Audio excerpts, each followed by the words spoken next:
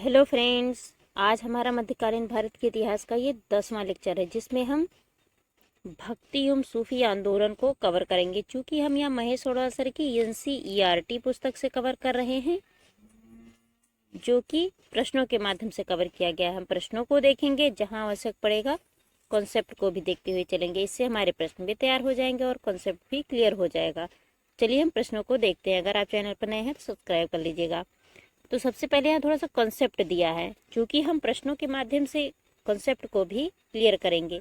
ये एनसीईआरटी के प्रश्न हैं और एनसीईआरटी के प्रश्न अपने आप में ही बहुत महत्वपूर्ण होते हैं। लगभग सभी परीक्षाओं में, मुख्यतः प्रीलिम्स में या वनडे एग्जाम्स की सभी परीक्षाओं में यहीं से प्रश्न, चाहे प्रत्यक्ष हो या अप्रत्यक्ष रूप से, आते हैं। तो यहाँ पे कुछ कॉन्सेप्ट है, पहले हम उसको देखेंगे, फिर प्रश्नों को कवर करेंगे। जैसे दिया है हम उसी तरीके से पढ़ते हुए आगे बढ़ेंगे। सबसे पहले दिया है सूफी संप्रदाय के बारे में बताया गया है। सूफी संप्रदाय के बारे में एक फैक्ट दिया है कि सूफी संतों के द्वारा उर्दू भाषा का प्रारंभ किया गया। तो जो उर्दू भाषा है, जो आज हम देखते हैं उर्दू भाषा है, वो सूफी संतों के द्वारा शुरू किया गया। एक बहुत ही सभ्य एवं शुद्ध लैंग्वेज है। तो हम सूफी संप्रदाय के बारे में देखते हैं। सूफी संप्रदाय दो भागों में विभाजित हुआ। पहला भाग था बासरा, दूसरा भाग था बेसरा। पहला भाग जो बासरा था वे थे जो इस्लामी कानून के समर्थक थे, और बेसरा सूफी संप्रदाय वे थे जो इस्लाम धर्म के कानून से मुक्त थे। और जो इस्लामी कानून के समर्थक थे वो कई सिलसिलों में विभाजित हो गए, जैसे चिश्ती सिलसिला, सोहरावर्दी सिलसिला, कादरी सिलसिला, नक्शबंदी सिलसिला। और इसमें भारतीय जो भारत में आए, और भारत में इनकी शुरुआत किसके द्वारा हुई है, इनके संस्थापक कौन थे? जो बासरा सूफी संप्रदाय था, वो इस्लामी कानून के जो समर्थक थे, वो कई सिलसिलों में विभाजित हुए, जैसे चिश्ती सिलसिला, जिसके भारतीय संस्थापक ख्वाजा मोइनुद्दीन चिश्ती थे। सोहरावर्दी सिलसिला, जिसके भारतीय संस्थापक शिहाबुद्दीन सोहरावर्दी थे। कादरी सिलसिला के संस्थापक शेख अब्दुल कादिर जिलानी थे। कादरी सिलसिला के संस्थापक शेख अब्दुल कादिर जिलानी थे। और नक्शबंदी, जो कि बहुत ही कट्टर माना जाता है इस्लामी कानून के समर्थकों में, और जो एक सूफी संप्रदाय में जो कि इस्लामी कानून को मानते हैं, उसमें नक्शबंदी सिलसिला सबसे कट्टर माना जाता है। नक्शबंदी सिलसिला के जो भारतीय संस्थापक एवं प्रचारक थे वो ख्वाजा मोहम्मद बाकी विल्ला वेरंग थे। तो आप ये याद रखिएगा कि नक्शबंदी सिलसिला के भारतीय प्रचारक ख्वाजा मोहम्मद बाकी विल्ला बेरंग थे। आगे देखते हैं कि भारत में चूंकि चिश्ती सिलसिला ही सबसे ज़्यादा प्रसारित हुआ। चिश्ती सिलसिला के संस्थापक ख्वाजा मोइनुद्दीन चिश्ती थे। इसमें भी दक्षिण भारत में किसके द्वारा प्रसारित किया गया चिश्ती सिलसिला, और उत्तर भारत में। दक्षिण भारत में दो लोगों के द्वारा प्रसारित किया गया। पहले थे बुरहान, जिन्हें हम हीन गरीब भी कहते थे, और दूसरे हैं बेसूद राज। दक्षिण भारत में जो चिश्ती सिलसिला है उसके प्रचारक बुरहान और बेसूद राज थे। वहीं उत्तर भारत में चिश्ती सिलसिला के कई प्रचारक हुए, क्योंकि उत्तर भारत में चिश्ती सिलसिला सबसे अधिक प्रसारित हुआ, जिनमें उत्तर भारत में ख्वाजा बख्तियार काकी के द्वारा प्रसारित किया गया, बाबा फरीद के द्वारा प्रसारित किया गया, हजरत निजामुद्दीन औलिया के द्वारा प्रसारित किया गया। हजरत निजामुद्दीन औलिया फरीद के ही शिष्य थे। हजरत अलाउद्दीन साबिर के द्वारा प्रसारित किया गया, और नासिरुद्दीन चिरागे दहलवी के द्वारा उत्तर भारत में चिश्ती सिलसिला। अभी हमने देखा जो सूफी संप्रदाय है उसमें जो चिश्ती सिलसिला है, जो कि इस्लामी कानून को मानता है लेकिन कई भागों में, कई रूपों में विभाजित था, उसमें एक चिश्ती सिलसिला था जिसका उत्तर भारत में कई व्यक्तियों ने प्रसारित किया, जिसमें ख्वाजा बख्तियार काकी, बाबा फरीद, हजरत निजामुद्दीन औलिया, हजरत अलाउद्दीन साबिर और नासिरुद्दीन चिरागे दहलवी थे। आगे प्रश्न है, भक्ति आंदोलन का प्रारंभ किसके द्वारा किया गया था? अब तक हमने देखा कि सूफी संप्रदाय। अब हम भक्ति आंदोलन को देखेंगे कि भक्ति आंदोलन का प्रारंभ अलवर एवं नैनार संतों के द्वारा किया गया। अलवर और नैनार कौन थे?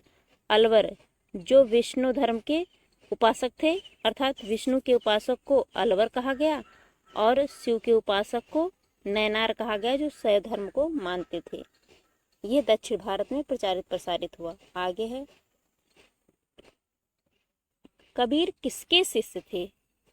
कबीर संत रामानंद के शिष्य थे। कभी भी प्रश्न आए, रामानंद के शिष्य कौन थे? कबीर थे। आगे एक नोट है कि बुद्ध और मीराबाई के जीवन दर्शन में मुख्य समानता यह है कि यह दोनों का मानना है कि संसार दुख पूर्ण है। आप जरा सोचिए कि बुद्ध का समय कब है? बौद्ध धर्म लगभग 600 ईसा पूर्व आया। वहीं मीराबाई लगभग 15वीं-16वीं शताब्दी की हैं, ये ईसवी की हैं। लेकिन इन दोनों व्यक्तियों के विचारों में इतनी समानता है, उन्होंने कहा कि संसार दुखपूर्ण है। इतने पुराने समय, प्राचीन समय की, इतने वर्तमान समय के विचारों में इतनी समानता है। आगे है, रामानुज के अनुयायियों को क्या कहा जाता था? रामानुज के अनुयायियों को वैष्णव कहा जाता था। तो कभी भी प्रश्न है, वैष्णव कौन थे? अलवर संतों को वैष्णव, अलवर संत वैष्णव के उपासक थे। वैष्णव जो विष्णु की उपासना करते थे। रामानुजन के अनुयायी वैष्णव के उपासक कहा जाता था, या वैष्णव के जो वैष्णव थे वो रामानुज के अनुयायी कहलाए। आगे है, कबीर एवं रामदास के मध्य संवादों का संकलन के शीर्षक क्या है? अर्थात कबीर एवं धर्मदास के बीच एक संवाद हुआ था, उसका जो संकलन है वो किस नाम से जाना जाता है? अमर मूल नाम से जाना जाता है। तो कभी भी प्रश्न है कि अमर मूल क्या है? तो कबीर एवं धर्मदास के बीच संवादों का संकलन है। आगे यहाँ पे एक नोट है कि दक्षिण भारत में शिव संतों को नैनार जो कि 63 संत थे, और वैष्णव भक्तों या संतों को अलवर कहा गया जो कि 12 संत थे। तो याद रखिएगा कि शिव भक्त नैनार कहलाए, विष्णु भक्त अलवर कहलाए, जो कि दक्षिण भारत में प्रचलित थे। आगे देखते हैं, सिलसिला की बात हो रही है और संस्थापक अभी अभी हमने देखा, लेकिन हम इसको रिवाइज कर लेते हैं, क्योंकि दिया है तो इसको रिवाइज करना आवश्यक है। चिश्ती सिलसिला के संस्थापक ख्वाजा मोइनुद्दीन चिश्ती थे। सुहरावर्दी सिलसिला के संस्थापक शिहाबुद्दीन सुहरावर्दी बहाउद्दीन जकारिया थे। ये भारत में इन्होंने सुहरावर्दी संप्रदाय का या सिलसिले का प्रचार प्रसार किया। कादरी संप्रदाय या कादरी सिलसिला के संस्थापक शेख अब्दुल कादिर जिलानी थे। कादरी संस्था या कादरी सिलसिला के संस्थापक शेख अब्दुल कादिर जिलानी थे। सत्तारी सिलसिला के संस्थापक शाह अब्दुल्ला सत्तारी थे। ये भी एक सिलसिला था। और फिरदौसी सिलसिला बहुत ही महत्वपूर्ण सिलसिला था। इसके बारे में मध्यकालीन इतिहास के बारे में प्रश्न भी पूछे जाते हैं। फिरदौसी सिलसिला के संस्थापक शेख बदरुद्दीन थे, या शेख बदरुद्दीन फिरदौसी सिलसिला के भारत में संस्थापक माने जाते हैं। और नक्शबंदी तो अभी हमने देखा ही था, नक्शबंदी के संस्थापक बाकी बिल्लाह बेरंग थे। आगे प्रश्न है, रामानुजाचार्य ने किस दर्शन का प्रतिपादन किया जिसमें ज्ञान से अधिक भक्ति को महत्वपूर्ण बताया गया है? ज्ञान से अधिक भक्ति को महत्वपूर्ण किसके द्वारा बताया गया? रामानुजाचार्य के द्वारा विशिष्ट द्वैतावाद में कहा गया है। विशिष्ट द्वैतावाद किससे संबंधित है? उन्होंने कहा ज्ञान से अधिक भक्ति महत्वपूर्ण है। और विशिष्ट द्वैतावाद किसका है? रामानुजाचार्य का है। आगे है कि कोई व्यक्ति किसी व्यक्ति से उसका धर्म, संप्रदाय या जाति ना पूछे, यह कथन किसका है?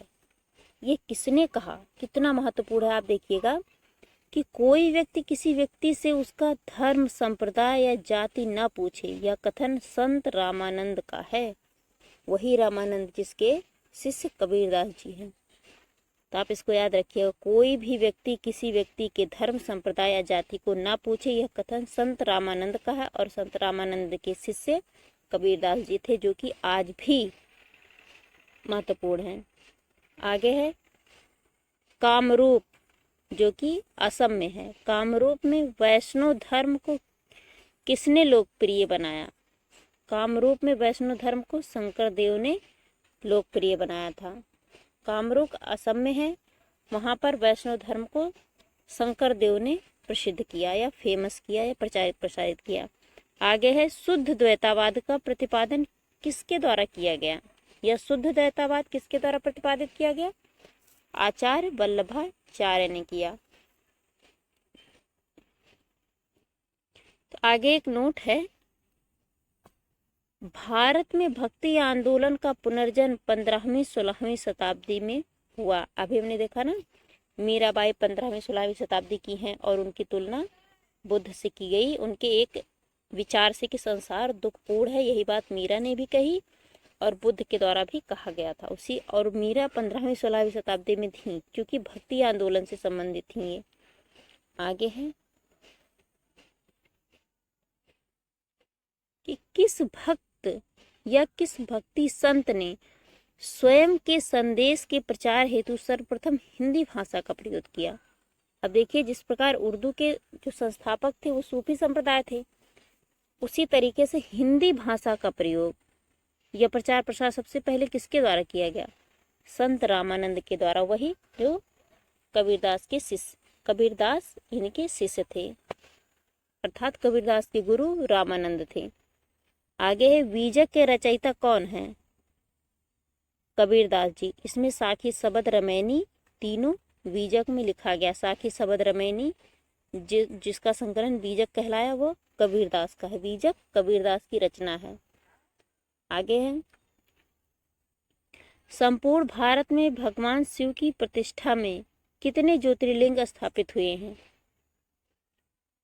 12 ज्योतिर्लिंग भारत में स्थापित हैं, जो कि शिव के उपासकों के द्वारा स्थापित किए गए। तो भारत में कितने, जैसे हमारा ये प्यारा भारत है, इसमें 12 ज्योतिर्लिंग स्थापित है, तो याद रखिएगा इसको। आगे है गुरु नानक का जन्म कहाँ हुआ था? गुरु नानक सिख धर्म के पहले गुरु थे। गुरु नानक का जन्म ननकाना साहिब में हुआ था, जो कि तलवंडी में है, और तलवंडी वर्तमान के पाकिस्तान में है। आगे यहाँ पे दिया है कि कुछ उपाधियाँ दी गई हैं और सूफी संतों को दिया गया है कि कुछ सूफी संत थे जिन्हें कुछ उपाधियाँ दी गई थी। जैसे चिराग देहलवी किसे कहा गया? शेख नसीरुद्दीन महमूद को। ये वो थे जिन्होंने किस सिलसिले की स्थापना की थी? नक्शबंदी सिलसिले की स्थापना शेख नसीरुद्दीन महमूद के द्वारा की गई थी। इन्हें चिराग देहलवी उपाधि दी गई। महबूब ए इलाही नाम से यह उपाधि किसको नवाजा गया? शेख निजामुद्दीन औलिया। और मुजदिद नाम शेख अहमद सरहिंदी को नवाजा गया। आगे है बदानवाज, यह किस सूफी संत का उपनाम था? यह उपाधि थी सैयद मोहम्मद गेसूद राज। ये कौन है?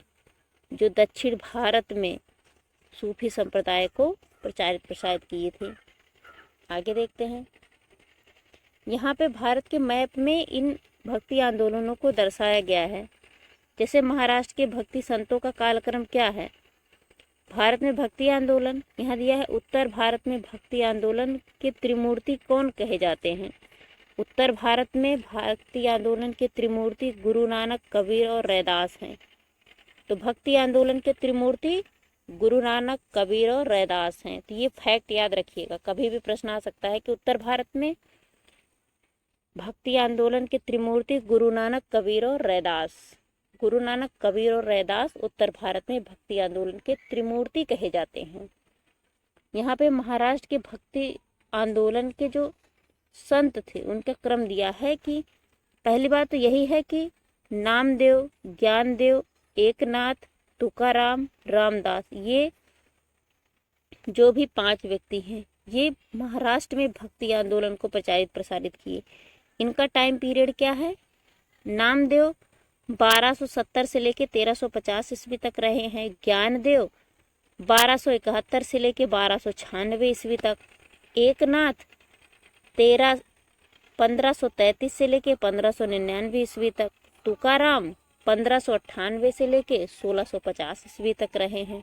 और अंत में रामदास 1608 ईस्वी से लेके 1681 ईस्वी तक रहे हैं।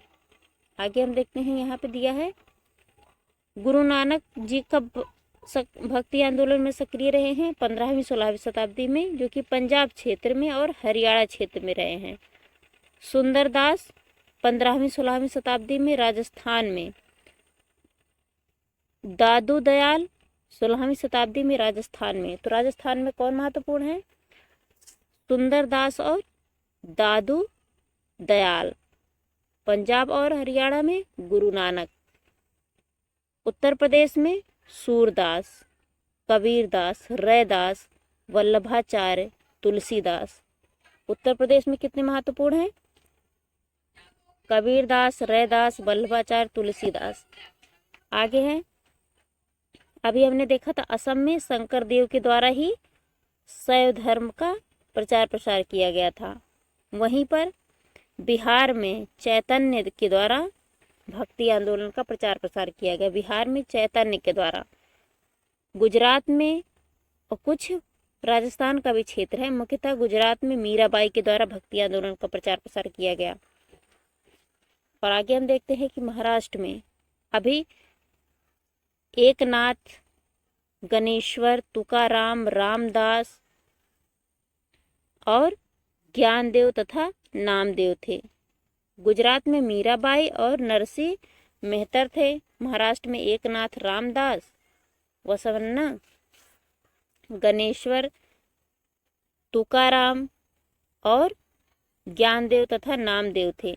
वहीं महाराष्ट्र में वसवन्ना थे, या वसवन्ना भी कहते हैं, वासवन्ना भी कहा जाता है, जो कि 12वीं शताब्दी में, अब आप देख रहे हैं 16वीं शताब्दी में उत्तर भारत में हुआ है, लेकिन उससे पूर्व ही दक्षिण भारत में भक्ति आंदोलन शुरू हो गया था।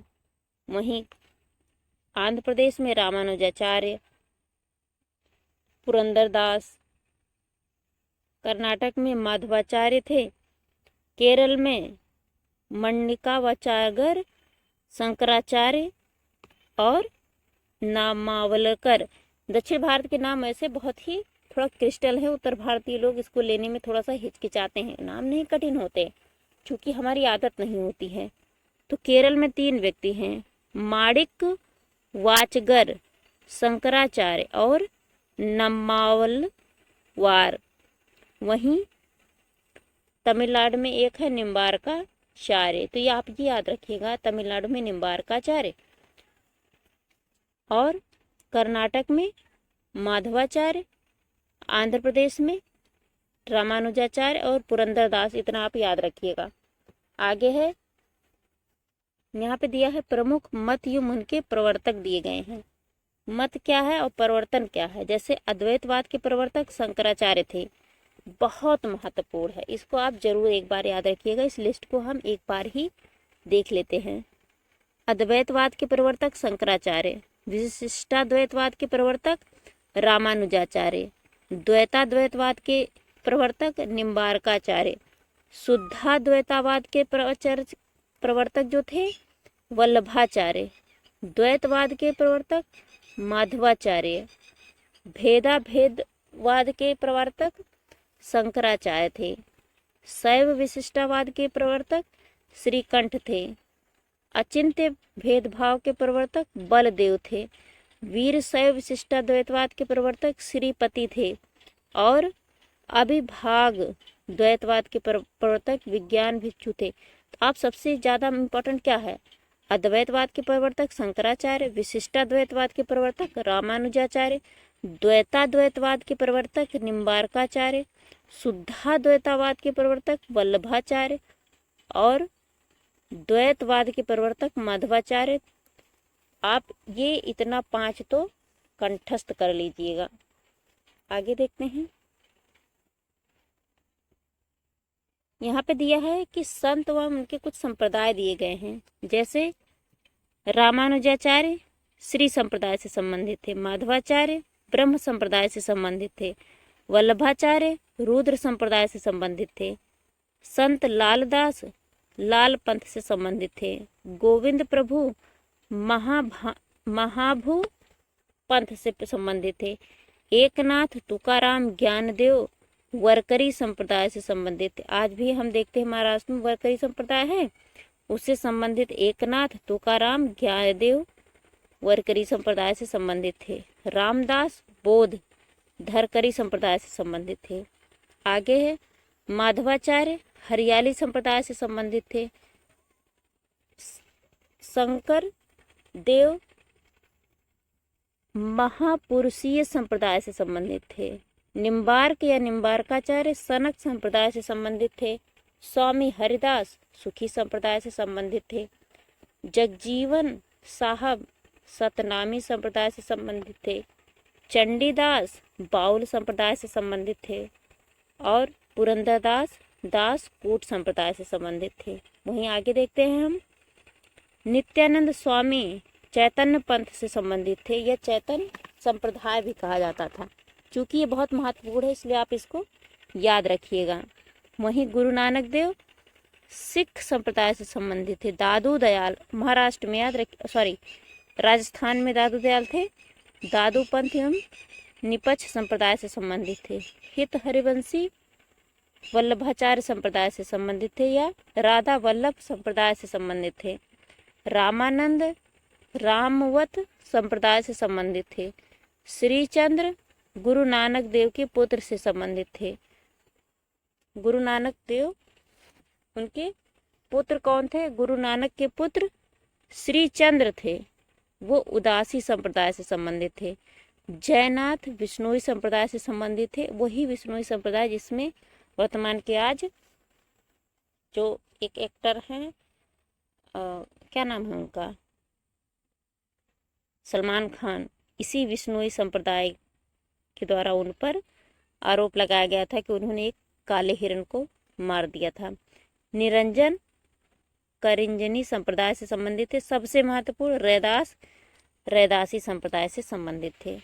तो इसमें बहुत महत्वपूर्ण नहीं, आप इस आगे का याद रखिएगा। रामानुजाचार्य मध्वाचार्य वल्लभाचार्य और एकनाथ तुकाराम रामदेव और गुरु नानक निम्बार्काचार्य सनक संप्रदाय से संबंधित थे और रैदास रामदासी संप्रदाय से संबंधित थे। बस इतना आप याद रखिएगा। एक जयनाथ विष्णुई संप्रदाय से संबंधित थे। आगे है दक्षिण भारत में भक्ति आंदोलन को बताया गया है। उत्तर भारत में हमने देख लिया। दक्षिण भारत में भक्ति आंदोलन 2 रूपों में था। एक विष्णु भक्त थे और एक शिव भक्त थे। विष्णु भक्तों को अलवर संत कहा गया, शिव भक्तों को नैनार संत कहा गया, नैनार भक्त कहा गया। जिसमें अलवर संत में नम्माल वार थे। नम्माल वार मधुर कवि अड्डाल कुलशेखर। अड्डाल एक महिला थी जो कि वैष्णव संत थी, तो आप इसको याद रखिएगा। वहीं शिव भक्त जो कि नैनार संत कहलाए, उसमें निरुना बुक्करुसु जो अप्पर कहलाए। तिरुज्ञान संबंदर सुंदर मूर्ति मणिक वाचकर ये शिव भक्त थे। तो आप ऐसे याद रखिएगा।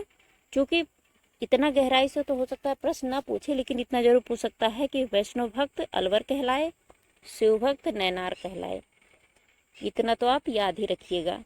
आगे देखते हैं। प्रश्न है, गुरु नानक देव ने सिख धर्म की स्थापना किसके शासनकाल में की थी? गुरु नानक देव के द्वारा सिख धर्म की स्थापना हुई और वह सिकंदर लोदी के शासनकाल में स्थापित हुआ। सिकंदर लोदी लोदी वंश का शासक था। तो कभी भी आए कि सिख धर्म की स्थापना गुरु नानक देव के द्वारा की गई थी सिकंदर लोदी के समय में। उस समय दिल्ली सल्तनत में सिकंदर लोदी का शासनकाल था।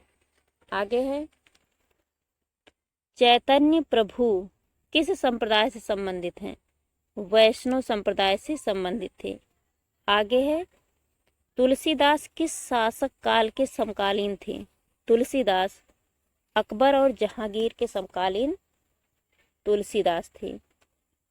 आगे है, किस सूफी संत के विचारों को सिखों के धर्म ग्रंथ आदि ग्रंथ में संकलित किया गया है? किसकी बात हो रही है? कोई एक सूफी संत हैं जिनके विचारों को सिख धर्म ग्रंथ जो कि आदि ग्रंथ है उसमें संकलित किया गया है। फरीदुद्दीन गंज ए सकर जो कि बाबा फरीद के नाम से जाने गए, उनके जो विचार हैं उसको एक सिख धर्म का धर्म ग्रंथ है आदि ग्रंथ जिसे हम कहते हैं, उसमें उनके विचारों को संकलित किया गया है बाबा फरीद के। बाबा फरीद के ही अनुयायी कौन थे? निजामुद्दीन औलिया। आगे है, यहाँ एक नोट है कि मध्यकालीन भारत के संत रामानंद का जन्म 1299 ईस्वी में प्रयाग में हुआ था, वर्तमान के प्रयागराज में। आगे है, ईस्टर त्योहार के पीछे ईसाइयों की क्या भावना थी? यह क्या भावना है? जो ईस्टर त्योहार है वो ईसाइयों से संबंधित, उसकी क्या भावना है? उसकी भावना है कि सूली पर लटकाए जाने के बाद इसी दिन ईसा मसीह पुनर्जीवित हुए थे। ईस्टर त्योहार जिस दिन हम देखते ना ऐसे ईसा मसीह को ऐसे लटकाया गया है, तो जिस दिन इन्हें लटकाया गया उसी दिन इनका जन्म हो गया, पुनर्जन्म हुआ। उसी पुनर्जन्म को ही ईस्टर त्योहार कहा जाता है, ईसाइयों के द्वारा मनाया जाता है। आगे देखते हैं, भक्त तुकाराम किस मुगल सम्राट के समकालीन थे? भक्त तुकाराम जहांगीर के समकालीन थे। जिस प्रकार तुलसीदास अकबर और जहांगीर के समकालीन थे, उसी तरीके से तुकाराम जहांगीर के समकालीन थे। आगे है, भारत में चिश्ती सूफी मत को किसने स्थापित किया था? ख्वाजा मुइनुद्दीन चिश्ती के द्वारा चिश्ती मत को स्थापित किया गया। आगे यहाँ पे एक नोट है, सूफी संत मुइनुद्दीन चिश्ती की यह मान्यता थी कि संगीत ईश्वर के निकट पहुंचने का एक साधन है। वर्तमान में हम देखते हैं कि लगभग इस्लाम में संगीत बैन माना जाता है। वर्तमान में तो ऐसा कुछ है नहीं, लेकिन कहीं ना कहीं शरीयत कानून के अनुसार बैन माना गया है। लेकिन जो चिश्ती संप्रदाय के मोइनुद्दीन चिश्ती थे, उन्होंने कहा कि संगीत ईश्वर के निकट पहुंचने का एक साधन है। आगे हम देखते हैं, ईश्वर केवल मनुष्य के सद्गुण को पहचानता है तथा उसकी जाति नहीं पूछता।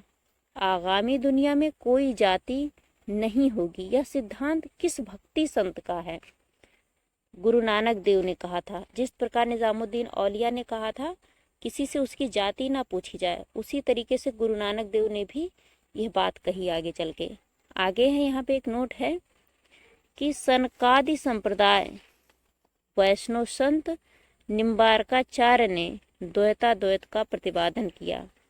अर्थात निम्बार्काचार्य सनकादि संप्रदाय से संबंधित हैं। निम्बार्काचार्य एक वैष्णव संत है जो कि अलवर कहलाए होंगे, और इनके द्वारा द्वैताद्वैतवाद का प्रतिपादन किया गया। तो कई बार ये प्रश्न पूछा जाता है। आगे देखते हैं, रामचरितमानस ग्रंथ के रचयिता कौन हैं? रामचरितमानस ग्रंथ के रचयिता तुलसीदास हैं। रामचरितमानस तुलसीदास के द्वारा लिखा गया। आगे है, सूफी संत हाजी वारिस अली शाह की मजार कहाँ है? हाजिद वारिस अली शाह की मजार देवा शरीफ में है, और देवा शरीफ वर्तमान के बाराबंकी में है, और बाराबंकी उत्तर प्रदेश में है। हम देखते हैं ना हाजी अली की दरगाह पर मेले भी लगते हैं, तो यह बाराबंकी में है। आगे है, शेख निजामुद्दीन औलिया किसके शिष्य थे? बाबा फरीद के। अभी भी हमने देखा था ना, बाबा फरीद के शिष्य कौन थे? निजामुद्दीन औलिया। आगे है, इसी बाबा फरीद की बातों को आदि ग्रंथ में संकलित किया गया है, जो कि एक सिख ग्रंथ है। आगे है कि शेख निजामुद्दीन औलिया की दरगाह कहाँ है? शेख निज़ामुद्दीन औलिया की दरगाह हज़रत निज़ामुद्दीन में है, जो कि हज़रत निज़ामुद्दीन स्थान दिल्ली में है, वर्तमान के दिल्ली में है। उस जगह को हज़रत निज़ामुद्दीन कहा जाता है। यहाँ पे एक नोट है, सिखों के धर्म ग्रंथ आदि ग्रंथ में शेख फरीदुद्दीन गज ए सकर, जिन्हें हम बाबा फरीद भी कहते हैं, अभी हमने देख रहे हैं बाबा फरीद को, सूफी संत के विचारों को संकलित किया गया है। इसको हम आगे देखे थे। आदि ग्रंथ में ही आदि ग्रंथ एक सिख ग्रंथ है, जो कि बाबा फरीद, और बाबा फरीद सूफी संत हैं, जो कि कहीं ना कहीं इस्लाम का एक संप्रदाय है, उनके विचारों को संकलित किया गया है। आगे देखते हैं, प्रसिद्ध संत सलीम चिश्ती कहाँ निवास करते थे? सलीम चिश्ती फतेहपुर सीकरी में निवास करते थे, और फतेहपुर सीकरी वर्तमान के आगरा में है। आगे देखते हैं, शेख उल हिंद की पदवी किसने प्रदान की थी? शेख उल हिंद की पदवी शेख सलीम अली चिश्ती के द्वारा प्रदान की गई थी। शेख उल हिंद की पदवी किसे प्रदान की गई थी? शेख सलीम चिश्ती को शेख उल हिंद की पदवी प्रदान की गई थी अकबर के द्वारा। आगे है, ईसा मसीह का जन्म कहाँ हुआ था? ये ईसाई के धर्म गुरु माने जाते हैं, उनके मुख्य देव हैं। ईसा मसीह का जन्म बेथलहम में हुआ था। बेथलहम वर्तमान के फिलिस्तीन में है। फिलिस्तीन वर्तमान में कहाँ है? हम देखते हैं ना, इजराइल के आसपास का क्षेत्र फिलिस्तीन है, वही क्षेत्र में ईसा मसीह का जन्म हुआ था। आगे एक नोट है, ईसाइयों द्वारा गुड फ्राइडे इसलिए मनाया जाता है क्योंकि इस दिन ईसा मसीह को सूली पर चढ़ाया गया था। और गुड फ्राइडे इसलिए क्योंकि उसी दिन उनका पुनर्जन्म भी हो गया। उन्हें सूली पर तो चढ़ाया गया, लेकिन उसी दिन उनका पुनर्जन्म भी हो गया, जिसको हमने देखा कि ये गुड फ्राइडे के रूप में मनाया जाता है। और ईस्टर त्यौहार के रूप में इसीलिए मनाया जाता है क्योंकि उनका उस दिन पुनर्जन्म हुआ था। आगे है, सूफीवाद सिलसिले में कौन सा सिलसिला संगीत के विरुद्ध था? नक्शबंदी। अभी अभी हमने देखा था, नक्शबंदी बहुत कट्टरपंथ था, तो संगीत के विरुद्ध कौन सा सिलसिला था? वह नक्शबंदी सिलसिला था। इसी सिलसिले से संबंधित औरंगजेब थे। आगे है, सूफी संत ने किसने कृष्ण को औलिया के रूप में माना? कौन सा ऐसा सूफी संत था जिसने कृष्ण को कहा कि ये औलिया है? शाह मोहम्मद गौस के द्वारा कृष्ण को औलिया के रूप में माना गया था। शाह मोहम्मद गौस को कृष्ण के औलिया के रूप में माना गया था। शाह मोहम्मद को कहा गया ये कृष्ण के अवतार हैं। आगे है, 12 मासा के रचयिता कौन थे? 12 मासा के रचयिता मलिक मोहम्मद जायसी थे, जिनकी रचना पद्मावत है। उन्हीं की ही 12 मासा भी उन्हीं की रचना है। आगे देखते हैं, उपनिषदों का फारसी में अनुवाद किसके द्वारा किया गया था? दारा सिकोह के द्वारा। दारा सिकोह के द्वारा लिखित सिर ए अकबर शीर्षक के अंतर्गत उपनिषदों का फारसी में अनुवाद किया गया। तो कभी भी आए, सिर ए अकबर किसकी रचना है? दारा सिकोह की है, जिसका उपनिषदों का फारसी में अनुवाद किया गया। आगे है, कृष्ण जीवन परक क्या है? प्रेम वाटिका काव्य की रचना किसने की थी? कृष्ण के जीवन पर आधारित प्रेम वाटिका की काव्य जो है, उसकी रचना रसखान के द्वारा की गई थी। रसखान के द्वारा प्रेम वाटिका की रचना की गई थी। तो प्रेम वाटिका काव्य किसका है? रसखान का है। ये फैक्ट याद रखिएगा। चूंकि हम सूफी और भक्ति आंदोलन देख रहे हैं, तो उसमें जिस तरीके से प्रश्न है उसको देखेंगे।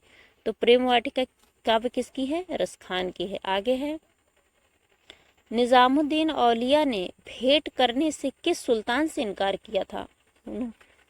शेख निजामुद्दीन औलिया ने अलाउद्दीन खिलजी से मिलने से इनकार कर दिया था। उन्होंने कहा कि हमारे दरबार में, हमारे घर में 2 दरवाजे हैं, अगर आप एक से आएंगे तो हम एक से बाहर चले जाएंगे। तो निजामुद्दीन औलिया ने अलाउद्दीन खिलजी से मिलने से इनकार कर दिया था। आगे देखते हैं,